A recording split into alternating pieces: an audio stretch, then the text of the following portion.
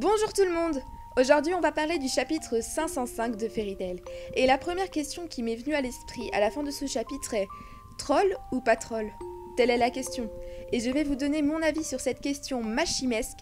Et malgré les nombreuses déceptions antérieures, je suis toujours ici, croyant naïvement à des choses qui n'aboutiront peut-être jamais.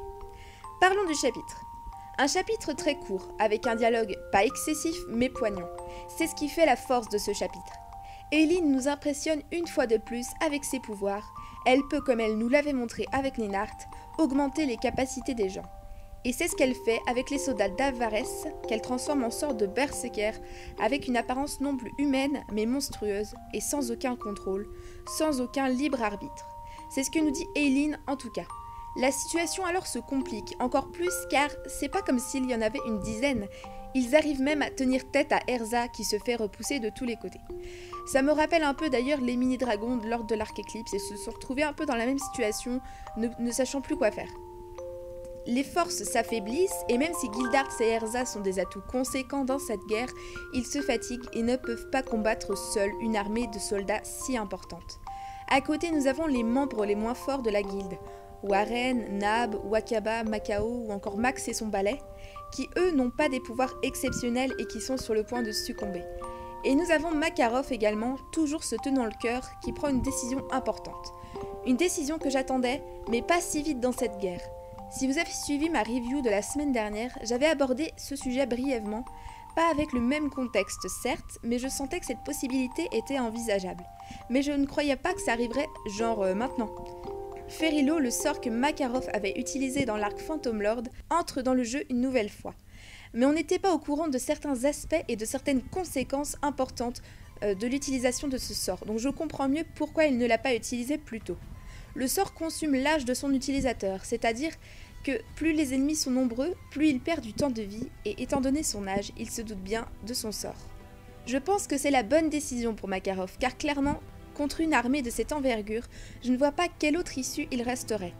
Comme il nous le répète depuis les débuts, et encore dans cet arc, la guilde est sa famille, et il fera tout pour protéger ses enfants. Il prend son rôle de maître très à cœur, il se considère même comme le père de chaque membre, et son acte est un sacrifice qui nous prouve une fois de plus son dévouement pour sa famille. Quand le Ferrilo est lancé, on voit que Eileen et Auguste sont surpris par cette ampleur, même si je pense que cela ne va pas les affecter. Parce que malgré la puissance de Makarov, il se fait vieux, et je ne pense pas qu'il aurait vaincu ces deux sprigands, donc le Ferrilo se restreint à mon avis aux capacités de Makarov. Donc tous les soldats, eux, seront sans problème annihilés, mais Auguste et Eileen, c'est juste impossible. Ils n'étaient pas sur le champ de bataille en plus de ça, donc il me semble qu'ils ne seront pas affectés dans tous les cas. D'ailleurs, on voit Natsu et Grey toujours dans leur combat. C'est une bonne idée de ne pas trop s'attarder sur eux pour le moment, ça nous montre que cela va traîner un peu en longueur, et je préfère ça plutôt que ce soit clos d'ici 2 chapitres. La mort de Makarov est belle, triste, mais on reste avec un arrière-goût de « Et, au chapitre suivant, comment il va ressusciter ?» Non, juste tout sauf ça. Makarov a plus de 80 ans, il s'est bien défendu pendant des années. Il a été là pour sa guilde, il a joué son rôle. Si on le fait mourir et qu'il ressuscite, ça gâcherait tout et là j'en voudrais vraiment à Mashima. Car ce n'est pas comme Juvia et Gajil qui eux ont encore leur vie entière devant eux. Makarov a déjà fait énormément pour eux et qu'ils partent de cette façon est une magnifique scène pour leur rendre service une dernière fois. Il manque juste une personne importante à l'appel et cette personne c'est Luxus. Je vais faire un petit aparté sur Luxus car pour moi ça me semble très intéressant de l'aborder. Luxus, son petit-fils, je voudrais, avant sa mort, une scène très touchante entre les deux.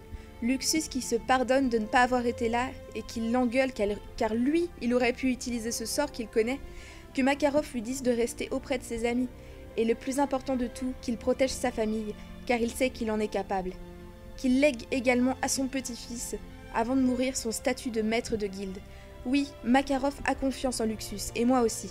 Je sais que beaucoup d'entre vous veulent que Erza soit la prochaine maître de guilde, mais j'aimerais quelque chose de plus symbolique encore. Et pour moi, Luxus est le meilleur choix.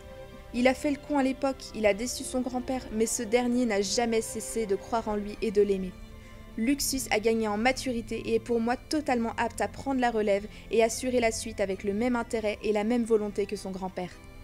Je dis Luxus, mais tous les membres ont une reconnaissance éternelle envers ce vieil homme qui leur a ouvert les portes de sa famille, sans préjugés et sans une once d'hésitation. Il leur a offert un refuge, il les a initiés à l'art de la magie et les a protégés à de nombreuses reprises face aux menaces du Conseil.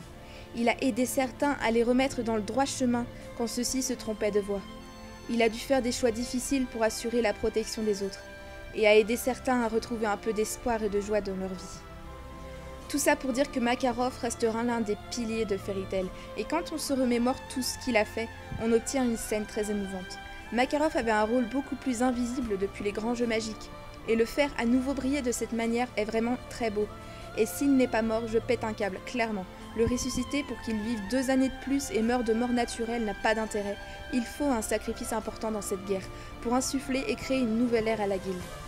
Pour les prochains chapitres, je prévois la destruction totale d'Alvarez par Luxus, mais clairement, il devrait intervenir très bientôt à mon avis.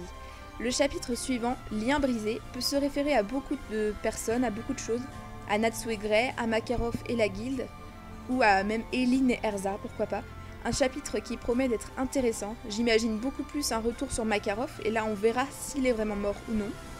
Trollshima ou pas le Trollshima. Pas de Brandish, pas de Wendy dans les parages, à mon avis, je pense que nous avons pour la première fois un mort pour la guilde. Donnez-moi votre avis sur ce magnifique chapitre. Qu'est-ce que vous pensez de la mort de Makarov? Est-ce que vous pensez que Trollshima strikes again ou pas? Et on se retrouve la semaine prochaine pour un nouveau scan qui, j'espère, confirmera nos attentes. Sur ce, salut!